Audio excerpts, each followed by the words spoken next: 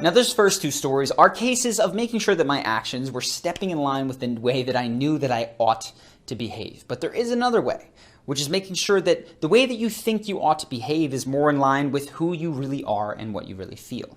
And that was something that I had to come face to face with very recently. I talk about this extensively in the Emotional Mastery course that we have. If you are interested, that course is much more internal focused, whereas Charisma University, by and large, is about interacting with other people, and the results that you get are measured primarily in the results that you get in those interactions. Are you closer? Are you getting promoted? Are you having more of the kinds of people in your friend circle that you'd like? That's how we judge results in Charisma University. But Emotional Mastery is much more about the way that you feel internally, and it is a deeper dive. It's something that I came to later in my life. But for me, this was almost the exact flip of what I'd had to learn in my early 20s, because I became at some point a growth machine.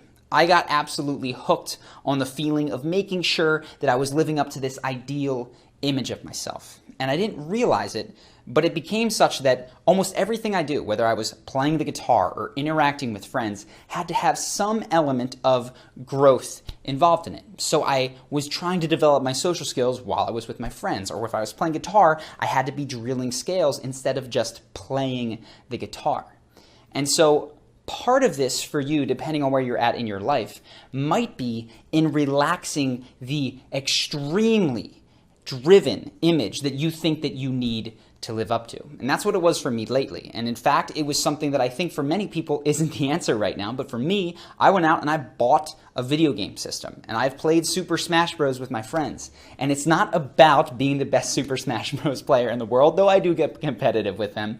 It's about doing something that is not growth oriented. It's about giving myself space to just be. And then I've started meditating, not with the idea that this would make me more productive, but that it would train me to just simply sit and exist and not have to have this growth-driven mindset all the time. So that's been balancing for me lately.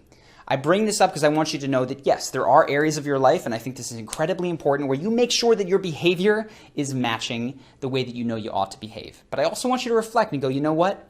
Is this a way that I think I ought to behave? Or is this perhaps a value that I have unthinkingly adopted from society or from my mother and my father? Like, I need to be in a relationship right now because I'm at a particular age. So just be discerning when you're looking at the sentence completion stems that you filled out, and really make sure that you are going after your chosen values and not ones that have been chosen for you.